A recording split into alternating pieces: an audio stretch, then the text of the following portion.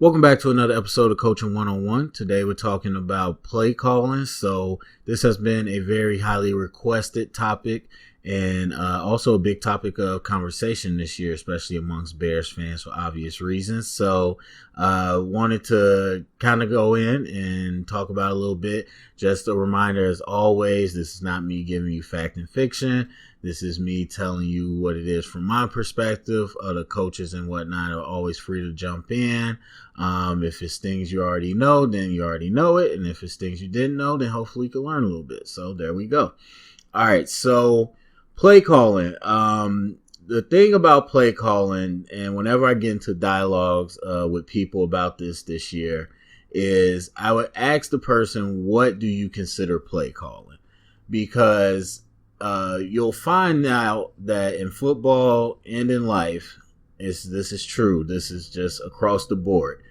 If you can't articulate what something is, then you can't evaluate or critique it properly. It just doesn't happen. If you can't even explain what it is you're talking about or looking at, then it's going to be very hard for you to accurately evaluate something. So before you can say, this play calling is terrible, this is that and that, ask somebody what is play calling, they can't tell you.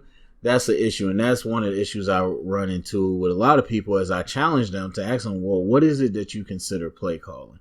Some people talk about the run to pass ratio. There was, before this was considered a passing league, it was a big thing about Andy Reid and the Eagles and how much they pass the ball, compared to running the ball, even in college with air raid teams and how much they pass the ball. And so some people talk about play calling in terms of running versus passing. And then, of course, you got some people that like to talk about situational play calling. You never throw the ball on 4th and 1, or you never throw the ball on the goal line. You should always run it, whatever this person's philosophy is. And so they might consider that bad play calling. You think back to the Seahawks in the Super Bowl. Why pass it when you got a good running back, but also is less of a risk to run the ball there than it is to put the ball in the air where it could be intercepted like it was. So there's some people philosophy with that. And so they consider that bad play calling, So there's a lot of different components to it. And when you say, what do you consider play calling? All that stuff does matter. And so what I would invite you to do, if you're listening, is to take a few minutes and imagine that you're playing, or that you're calling the plays tomorrow. You're going to be on the sideline calling plays tomorrow. And I want you to ask a simple yet complex question. What information would help me make that decision? If you have to call the plays, what information would you like that would help you call those plays? And that essentially is what play calling is in a nutshell, of course, because you could stand there, especially if you play Madden, you understand play calling a little bit, but you could stand there on the sideline and if you know all the plays, you could just throw out plays like, yeah, run this play. Or maybe you could have a list of plays so you remember all the plays you do have. And then you could just pick around and pick plays. Or maybe you want a list that's charted by your, listed from your favorite plays down to your worst plays. That's one way. Maybe you want it separated by down and distance. And then you see how with more detail can continue to get complex.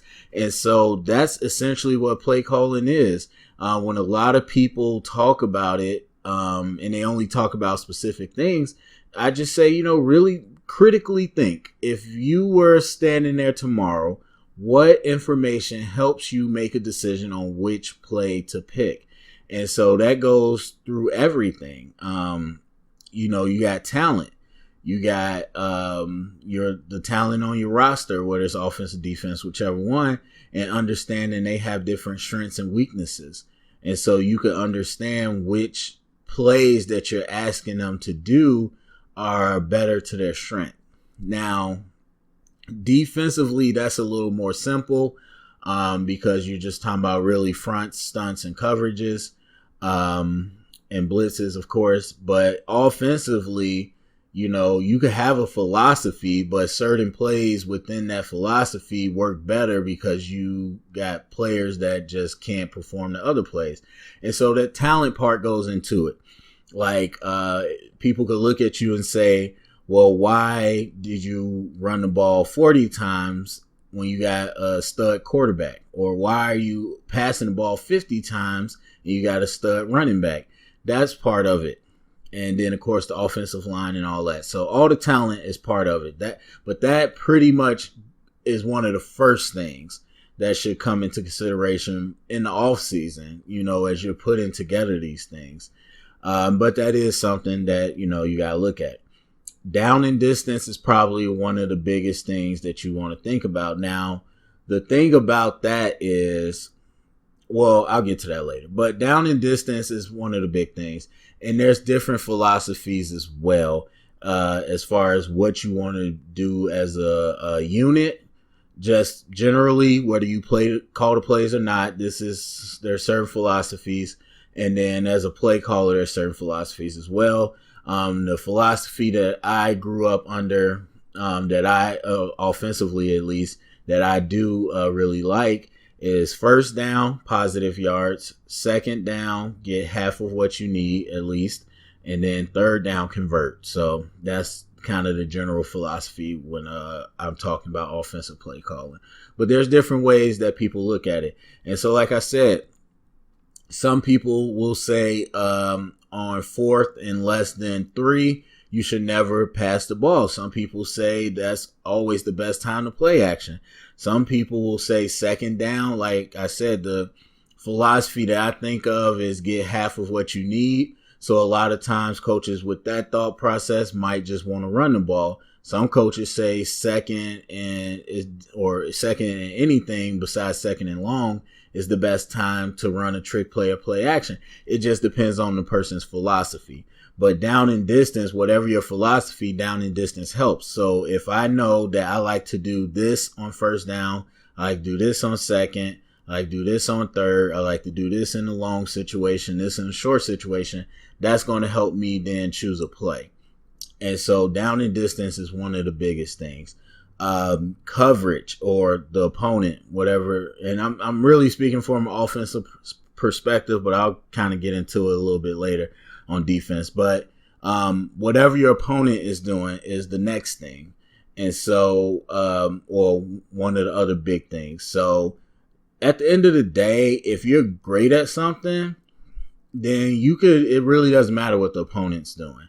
It doesn't. Now that is tough to do in the NFL, of course, a lot easier to do in high school, but that's essentially what, the truth is.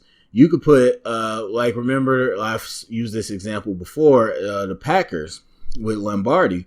You knew what they were running. They were running that sweep play left or right. You could put all 11 people on the line.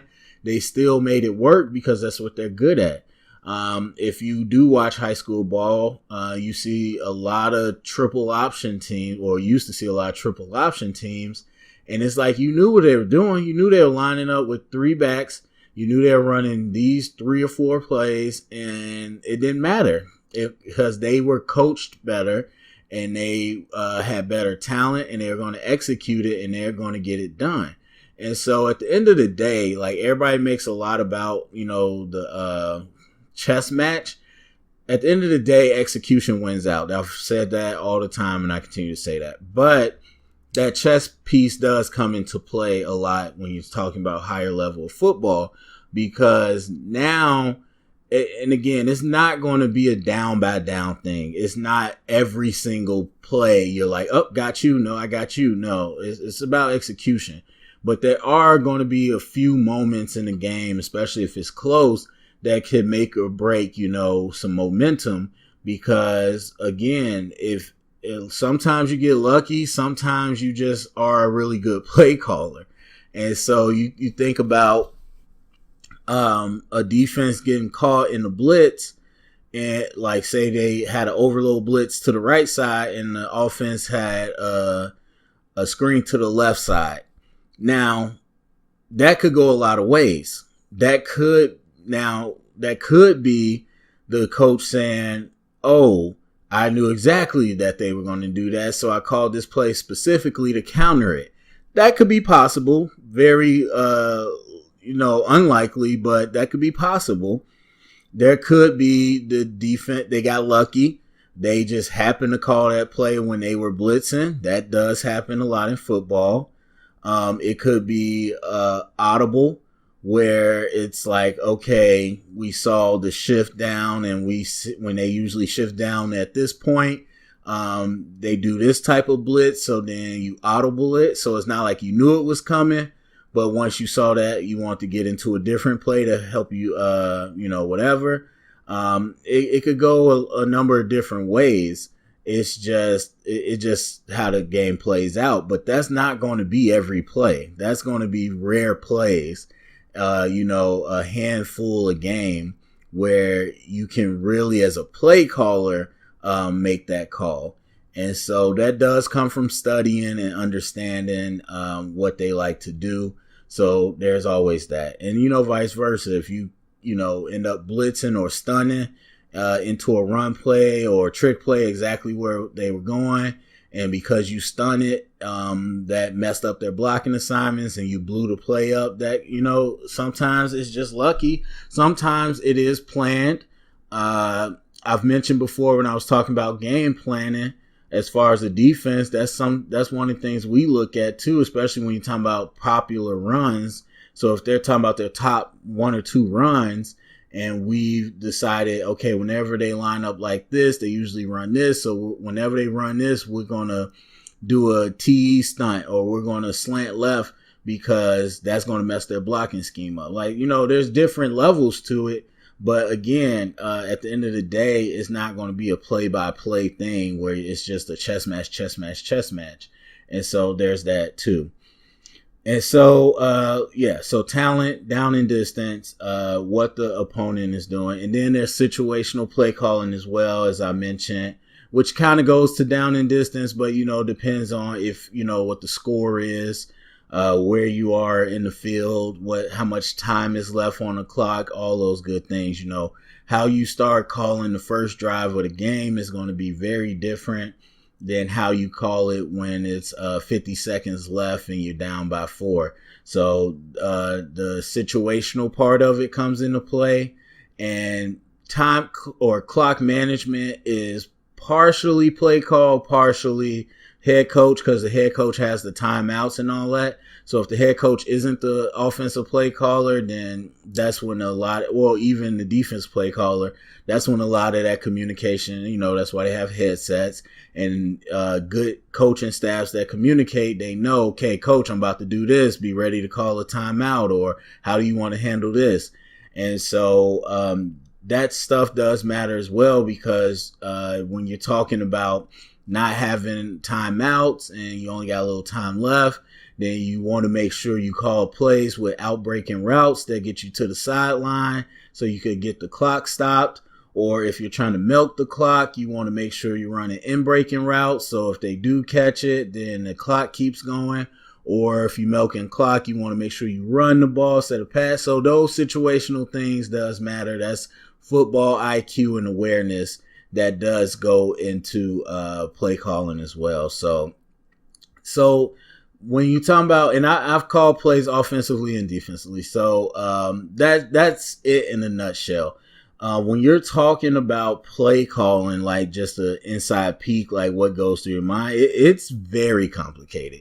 And so offensively, I would say it's more tricky than defense, but they have their ups and downs. The thing with defense is when you got a team that likes to personnel a lot. And so hopefully you know what personnel is, but personnel just their formations. And so if they bring in 2 tight ends, so like the Eagles is a good example. When they have Goddard and Ertz in, is one type of thing versus when only Ertz is in and they bring in a third receiver. Or, even for us, when we bring in, at one point, every time we brought in Ridley, we were running the ball, which is a big tip to the defense. But So those types of things. So it depends. It all goes back to game planning, though. Like, I don't know if I made that clear enough, but the whole play calling thing all goes back to game planning. And so if you know as a staff defensively that, okay, when they bring this kid in, they like to do these plays. And again, I would suggest you go to the game planning video for me to break it down more. But if it's consistent through these games, you see every time they bring this kid in, they like to do this. Or every time they bring in 3 receiver sets, they run these plays, all those different things. And so as a defense, it's tough because a good, well-oiled offense is going to have those people coming in and out quickly. And you got to be able to match up if that's what you're choosing to do. So I remember one year I was coaching, we had we had an offensive player who was just amazing nickel, but we only used him for nickel because we didn't want him to get hurt playing both ways. And so we had a certain team that we knew when they brought in trips personnel or 3 receiver personnel, whatever, that we wanted to put him in and match up with a certain receiver to take away their plays. And so we had to make sure that the coaches up top, usually that's the coaches up top in the booth, that's their job. That's why you got so many coaches up there. And so when they see personnel changes or whatever, then they had to make sure they communicate to us so then we could get the players in.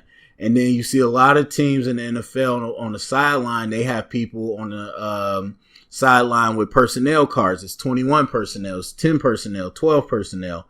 And that stuff dictates to the defense depending on what you want to do. I mean, you could get very complicated with football, but depending on what you want to do as a defense, that personnel group is going to change, what play is called for the defense or what front they line up. And for defense, it's a lot more automatic stuff.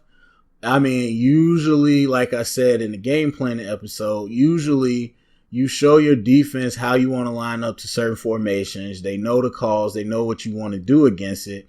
Certain times if you want to call something that's not been scripted, like you're saying, hey, this play, we're going to do this blitz. And that's usually when you would call it. And it's hard when it's not I don't know if college has the microphones in the helmet for defense yet, but it's hard without that because in the NFL, they could just now tell the middle linebacker, but it is hard. But usually with defense, you set it up where they know what they're lining up to. And so you might change things here and there. Like I said, okay, we seen at this particular time in the game, like if they're down by this and they got a short field, they like to run this type of stuff. Okay, let's switch it. Run this coverage or run this blitz. Like you'll do that. But for the most part, the defense just lines up and go. And if they see a personnel grouping, it helps the rest of the team know what's going on. So that can be very, very tricky if you got teams that like the personnel a lot and personnel quickly. But offensively, it's not as bad as some people think, like I said, with the whole chess match, because, again, you come into the game, you know what they like to run. And as hopefully you got your quarterback and everybody understanding, how to read coverage and what they're doing to you. And so it's not like you have to stand there as a play caller and look at the safeties and how they line up and say, okay, let's run this. That's more of a spread college type thing, which is why quarterbacks suck so much. But that's when they're like looking at the defense, then they call a different play like that. You don't really want to get into that. I would never want to get into that because you don't really need to. Like I said, it comes down to execution. You come out and you know what they're trying to run. Now, you could adjust during the game, especially halftime. You say, Coach, we practice all week for these cover 3 looks and these cover 3 shells. They're not showing us that. They're showing something completely different. You can adjust from there. Now you can adjust your play calling. But for the most part, you don't have to wait on the defense is the point. You don't have to wait for them to show what they're doing. You go ahead with your plays. Your down and distance is a big thing and all that. But it all comes with prep. It all comes from game planning. It all comes from how well do you know the opponent coming into it, and how well does most importantly on offense, it comes down to how well does your unit know how to execute your plays. And so that's what it is. So wrapping that all up to come back to this question, because a lot of people want to talk about bad play calling. Again, my question is, what do you consider play calling? But also, how do you evaluate play calling? So with all the conversation we just had, how do you evaluate play calling? How do you get to say that was bad and that was good? And I'm going to tell you the unpopular answer that people don't want to understand. There is no one solid way to do it. It really isn't, because it's going to come down to what your philosophy is. And it's going to come down to execution. Now, there's definitely, so if you call a game, there's definitely things you can take from it. And I don't mean that you can't evaluate as a team your play calling. I mean, as a fan, it's going to be very hard to evaluate play calling from this perspective when we're not there. Because as a coach, as a person that's doing it, I can come back as myself or as a staff and say situationally, okay, they were showing us this coverage or they were showing this blitz. We never adjusted to it. I didn't, call this play, which would have countered it. And that's my fault. I didn't adjust. Or you can say like a Pete Carroll on the goal line. And again, see, that's why I say it comes down to execution, because if they caught that pass touchdown, they're genius. Who was it? Sean Payton kicked the onside kick in the Super Bowl and they recovered it. Genius. If they didn't, he was an idiot. So it comes down to execution, really. But you can talk about those things like, okay, in that situation, did we make the best call? Why did I make that call? Did that make sense? Do we want to keep doing that going forward? You can break all that down. You definitely could talk about run to pass ratios to an extent. You could talk about one of the things that I believe is like real tangible, because the whole run pass ratio, unless it's something stupid like I passed one time and ran every time, all that comes down to execution. Again, if you execute the play, it does not really matter largely. But for me, the one thing that I really do take to heart is, are we calling things that we can execute? Because I've seen coaches that try to do too much. They try to do too much. In the NFL, you got the most leeway. You got the most free time. You got the most resources. But there's still things you can do too much, because practice, even though you got meetings and all that, you only got a certain amount of practice time, especially now with the CBA.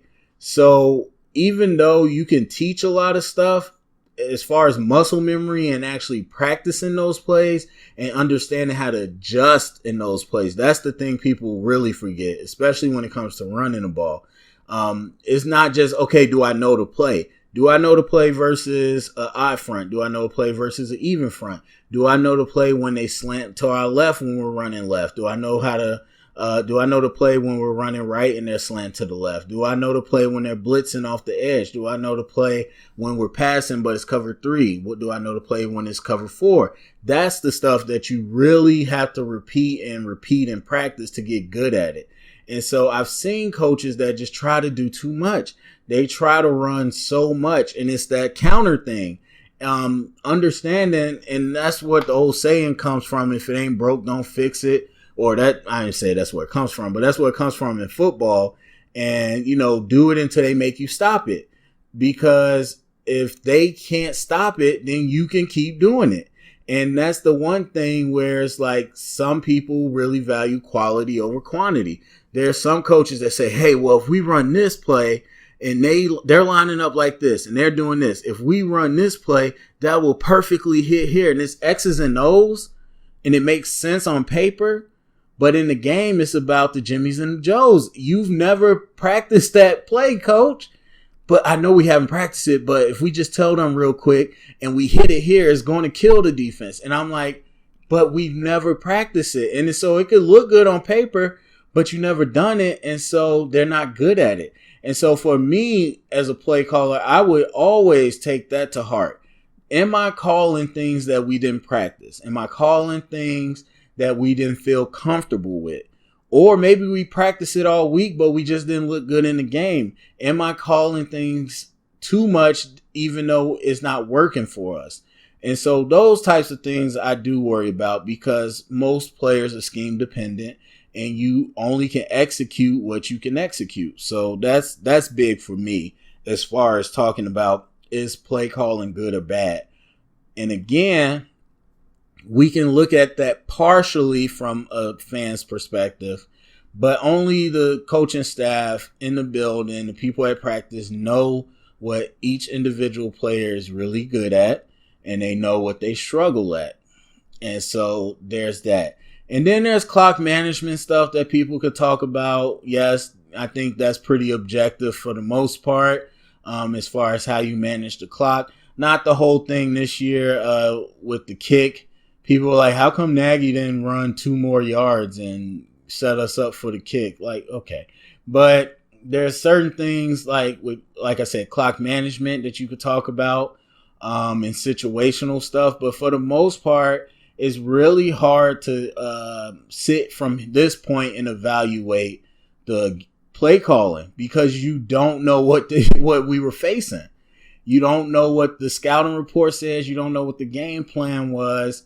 And so what fans typically complain about when it comes down to play calling, there's some legitimate situational stuff, but what it always usually comes down to is, did it work or did it not work? As I made this point throughout the year, and we've seen it, we ran the exact same stuff. We won a game really nicely, and everybody's like, wow, how great was that play calling? And guess what? It was the same stuff. And so that's what it usually comes down to as far as fans evaluating good and bad play calling. But yeah, so anyway, that's it for me. Go down comment section. Let me know what you think, questions, all that. Share it around. Thumbs up, subscribe, and thank you for listening.